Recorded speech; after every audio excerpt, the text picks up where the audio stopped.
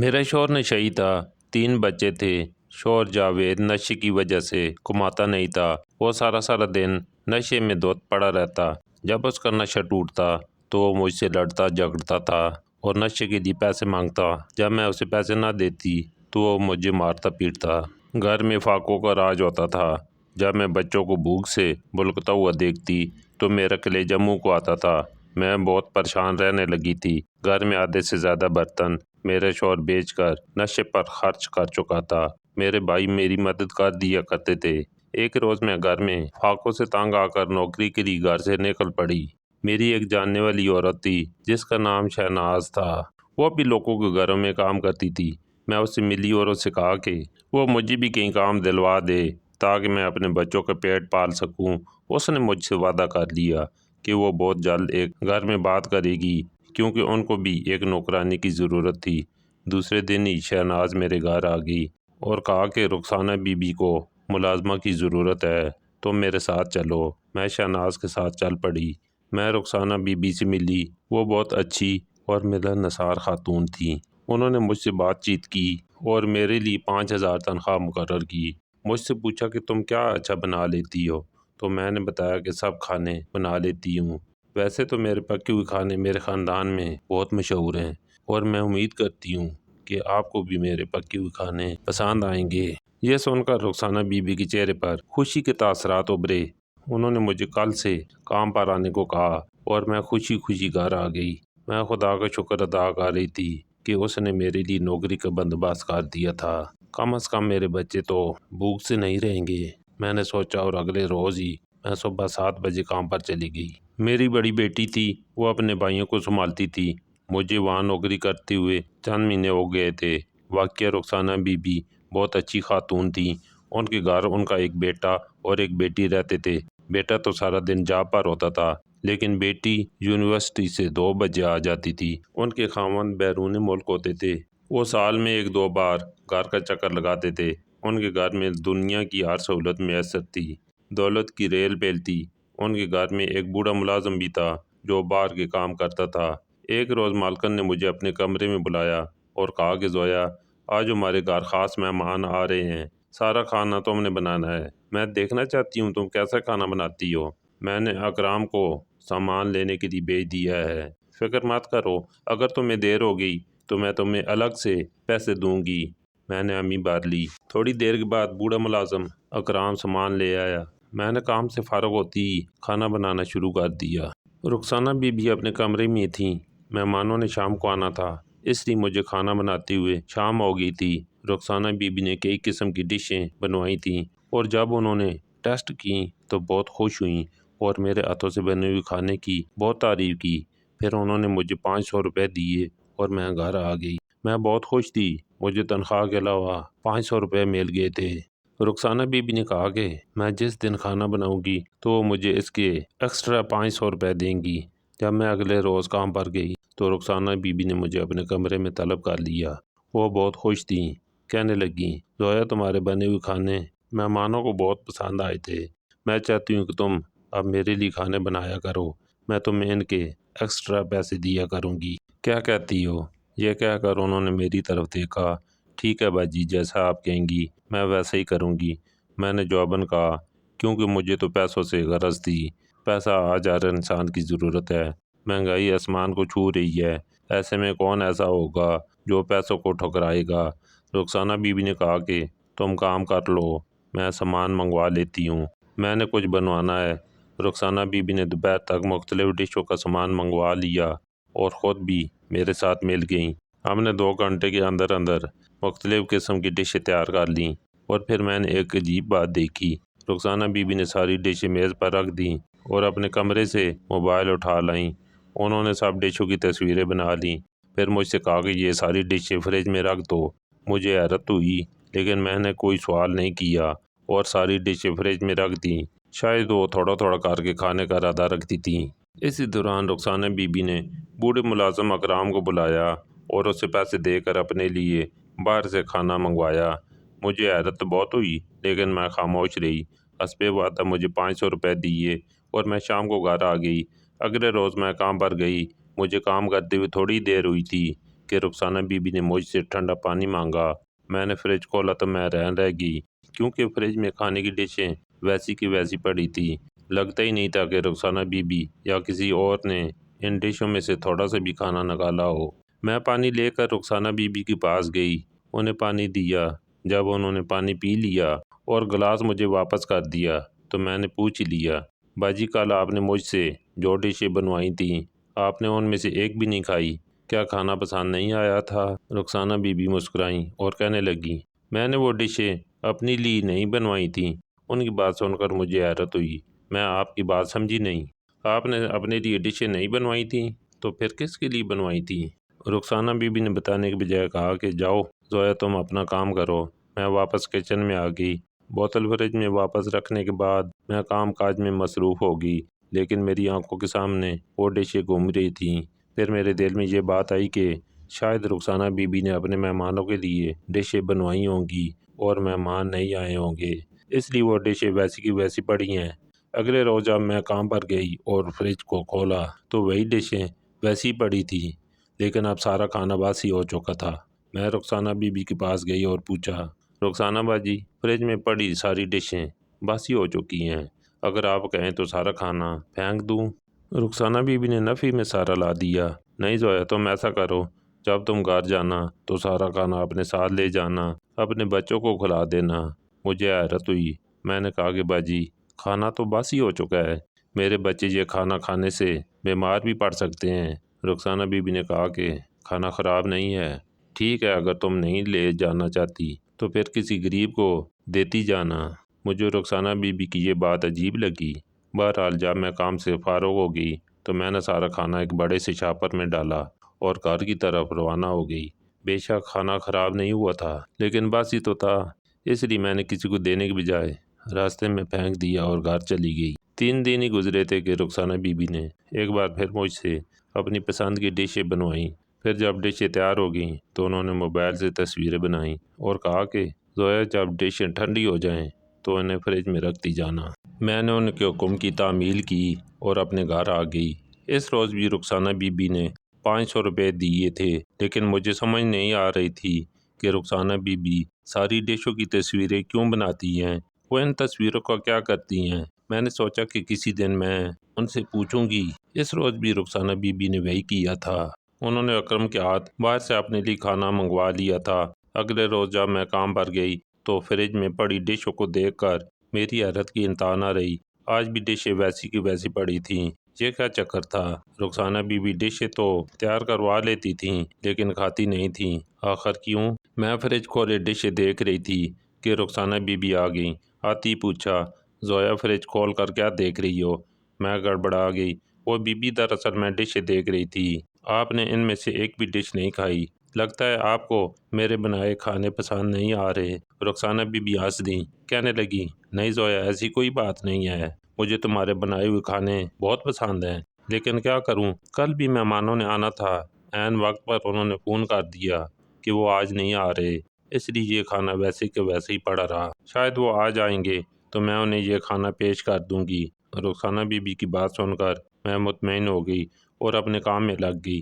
اس روز بھی مہمان نہ آئے اور میں نے فریج میں ڈشیں پڑی دیکھیں، جہاں تک کہ تیسرے روز بھی ڈشیں فریج میں پڑی دکھائی دیں، اب تو وہ باسی ہو چکی تھیں۔ رخسانہ بی بی نے کہا کہ جاتے وقت میں یہ ساری ڈشیں لیتی جاؤں۔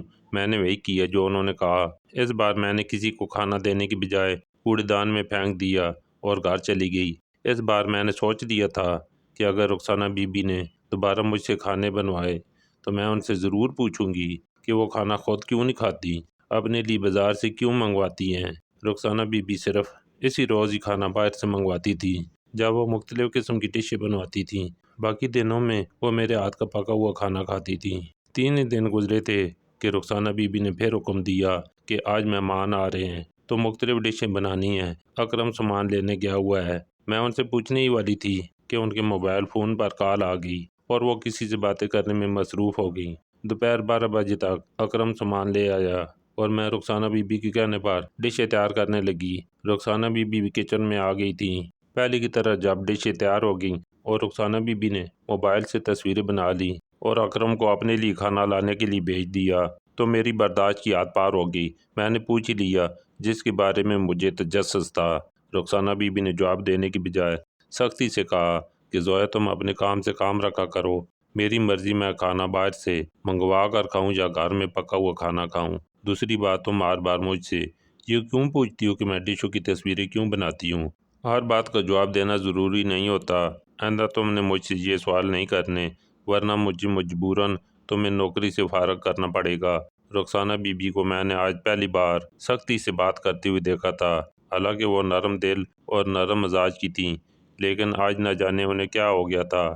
مجھے اپنی نوکری عزیز تھی، میں نہیں چاہتی تھی کہ میں اس نوکری سے ہاتھ دھو بیٹھوں، اس لیے میں نے خاموش رہنے میں ہی عافیت سمجھی۔ اگر یہ نوکری ہاتھ سے نکل گئی تو پھر میں اپنے بچوں کو کہاں سے کھلاؤں گی؟ اس لیے جب یہ سوچیں میرے دماغ میں آئیں تو میں نے جواباً کہا، ٹھیک ہے باجی، مجھے معاف کر دیں، میں آئندہ آپ سے کبھی نہیں پوچھوں گی۔ رخسانہ بی بی کا غصہ قدرے ٹھنڈا ہو گیا تو انہوں نے کہا کہ ٹھیک ہے، جب یہ ڈشیں ٹھنڈی ہو جائیں تو ان کو فریج میں رکھتی جانا۔ میں نے ایسا ہی کیا اور گھر آ گئی۔ اسی شام ہی میرا نشئی شوہر گھر آیا اور اس نے مجھ سے پیسوں کا مطالبہ شروع کر دیا۔ میں اس روز رخسانہ بی بی سے پیسے نہیں لائی تھی، شاید وہ مجھے پیسے دینا بھول گئی تھیں، اس لیے میرے خرچے کے تھوڑے پیسے بچے تھے۔ جب میں نے انکار کیا تو جاوید نے مجھے مارنا شروع کر دیا، گھر کے برتن زمین پر گرانے شروع کر دیے۔ اسے ایسا کرتے دیکھ کر بچے بہت روئے۔ بالآخر وہ گلدان میں پڑا 100 روپے اٹھا کر لے گیا اور میں رونے بیٹھ گئی۔ میری قسمت میں نشئی شخص لکھا تھا۔ جب میری جاوید سے شادی ہوئی تھی تو تب وہ ٹھیک تھا، نشہ نہیں کرتا تھا، کماتا تھا، جس سے ہم خوشحال زندگی گزار رہے تھے۔ جب میرا تیسرا بچہ پیدا ہوا تو جاوید بری صحبت کا شکار ہو گیا۔ اس کے دوستوں نے اسے نشے کی لت لگا دی اور آج جاوید کو نشہ کرتے ہوئے 1 سال ہو گیا تھا۔ نشے کی وجہ سے اس نے کام کرنا چھوڑ دیا تھا، جس کی وجہ سے ہمارے حالات دن بدن خراب ہوتے گئے۔ اگر میرا بھائی میری مدد نہ کرتا تو اب تک ہم بھوک کی وجہ سے مر چکے ہوتے۔ میں نے اس روز کے بعد رخسانہ بی بی سے ڈشوں کے حوالے سے پوچھنا چھوڑ دیا تھا، حالانکہ اس کے بعد بھی انہوں نے مجھ سے کئی ڈشیں بنوائی تھیں اور اگلے روز میں ان ڈشوں کو فریج میں پڑا دیکھتی تھی۔ پھر جب تیسرے روز ہی وہ باسی ہو جاتی تو مجھے لے جانے کا کہہ دیتی۔ ایک دن رخسانہ بی بی کی بیٹی مریم کی پسند کی ڈش بن رہی تھی اور نمک ختم ہو گیا تھا۔ میں رخسانہ بی بی کے کمرے میں گئی تو میں نے انہیں موبائل پر مصروف دیکھا تھا۔ ان کے چہرے پر مسکراہٹ تھی، وہ بڑی خوش نظر آ رہی تھی۔ خود سے کہہ رہی تھی کہ رخسانہ، اگر اسی طرح چلتا رہا تو تم ایک دن بہت مشہور ہو جاؤ گی۔ مجھے ان کی بات سمجھ میں نہیں آئی تھی کہ وہ ایسا کیا کام کر رہی تھیں کہ جس سے وہ مشہور ہو جائیں گی۔ رخسانہ بی بی کی نظر جب مجھ پر پڑی تو وہ چپ ہو گئیں اور مجھ سے پوچھا کہ کیا بات ہے زویا، کیوں آئی ہو؟ میں نے بتایا کہ باجی، وہ نمک ختم ہو گیا ہے، وہ منگوا دیں۔ رخسانہ بی بی نے اکرم سے کہہ کر نمک منگوا دیا۔ کام کرتے وقت میرے دماغ میں رخسانہ بی بی کے الفاظ گونج رہے تھے۔ مجھے بھی مشہور ہونے کا شوق تو تھا، لیکن میں پڑھی لکھی نہیں تھی، نہ ہی مجھے سوشل میڈیا کا استعمال کرنا آتا تھا۔ جب شعور کی دنیا میں داخل ہوئی تو اپنے ارد گرد غربت ہی پائی۔ ماما نے بڑی مشکل سے پالا پوسا اور جوان ہوتی ہی میری جاوید سے شادی کر دی۔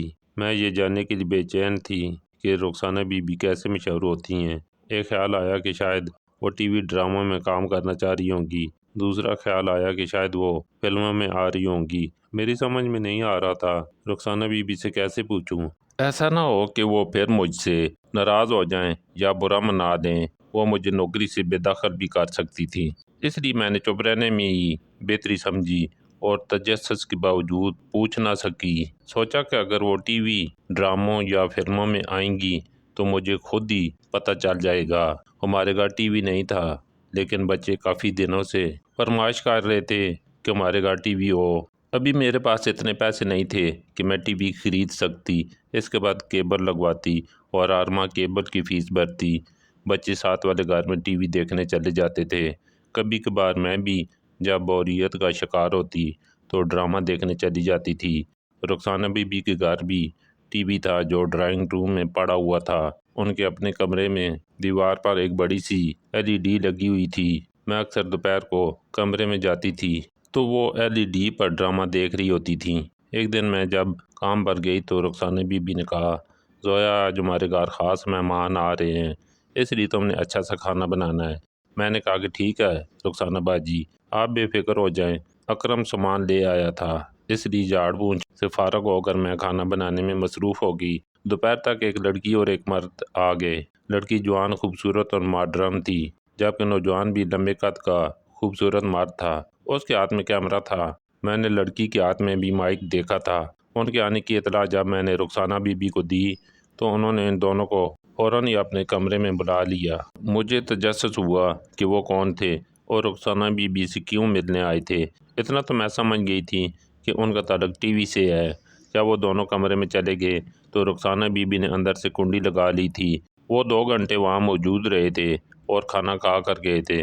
رخسانہ بی بی خود انہیں گیٹ تک چھوڑنے گئی تھیں۔ ان کے جاتے ہی رخسانہ بی بی کی بیٹی مریم نے ان سے پوچھا، ماما انٹرویو کیسا رہا؟ رخسانہ بی بی نے خوش ہو کر جواب میں کہا کہ بہت اچھا۔